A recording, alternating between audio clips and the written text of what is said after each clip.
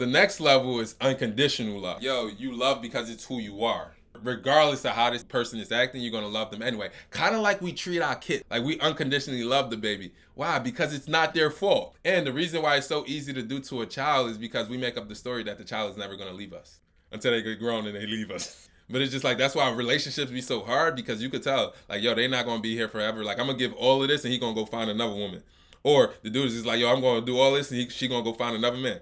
And that's why it's so hard to love unconditionally as it relates to things. Like, we all have a center of gravity. Like, we've all been unconditionally loving at times. I wasn't expecting anything in return. I just gave this out of the kindness of my heart. We've all also been horse traders. We're just like, we were given to get. But we've also all been very babyish in our relationship. So what we gotta find is, where's your center of gravity in your relationship? I always use the relationship because that's the thing that's intimately familiar.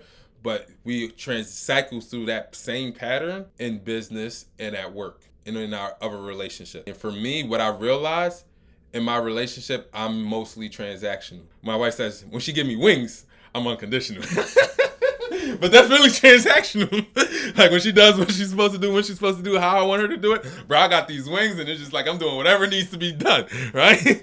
But that's when I get to unconditional. But normally I'm at transaction. And when I don't get what I need from the transaction, I could be a baby about it. It generally takes me about 3 to 4 months to become a baby. But that's my pattern. What is yours? Where's your center of gravity? And we got to figure out, like, what triggers you to be unconditional and what triggers you to be a baby, or do you live in a baby state? Because again, remember what we said, East Side is just like, yo, the only reason you don't have your goal is because you're not being honest about the losses. So who's willing to be honest about the losses as it relates to a relationship right now?